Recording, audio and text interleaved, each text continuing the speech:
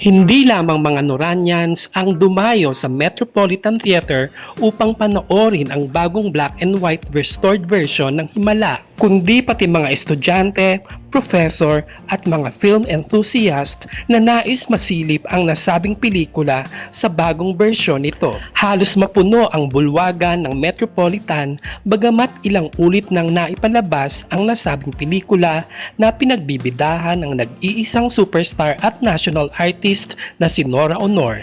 Ang Himala ay unang naipalabas noong 1982, ngunit magpahanggang ngayon ay buhay na buhay lalo pa ngayon na nirestore ito ng ABS-CBN Film Restoration at Sagip Pelikula.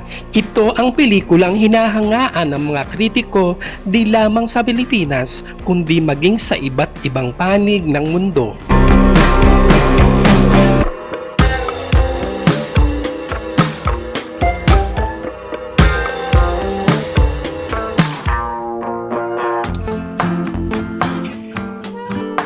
Samantala, ipinagtatanggol ng mga Noranians si Judy Ann Santos sa mga basher na Vilmanians. Ang pangbabash ng mga Vilmanians kay Judy Ann ay nagsimula nang ilang paso nito si Vilma Santos sa nakaraang Metro Manila Film Festival. Bagamat kasi umasa ng husto ang mga Vilmanians na mananalo ang kanilang idolo sa pelikulang Uninvited, ay tinalo ito ni Judy Ann sa pagka-Best Actress para sa pelikulang Espantaho.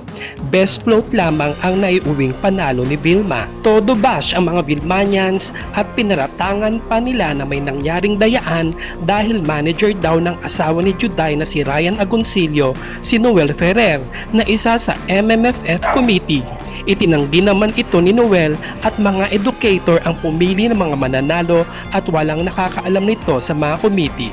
At ngayong nanalo na naman si Judy Ann ng International Best Actress Award sa Fantasporto International Film Festival sa Portugal, ay nanariwa na naman ang sakit ng kanilang pagkatalo at binash uli ang aktres. Ipinagtanggol uli ng mga Noranians si Juday at sinabing deserve niya ang panalong nakamit.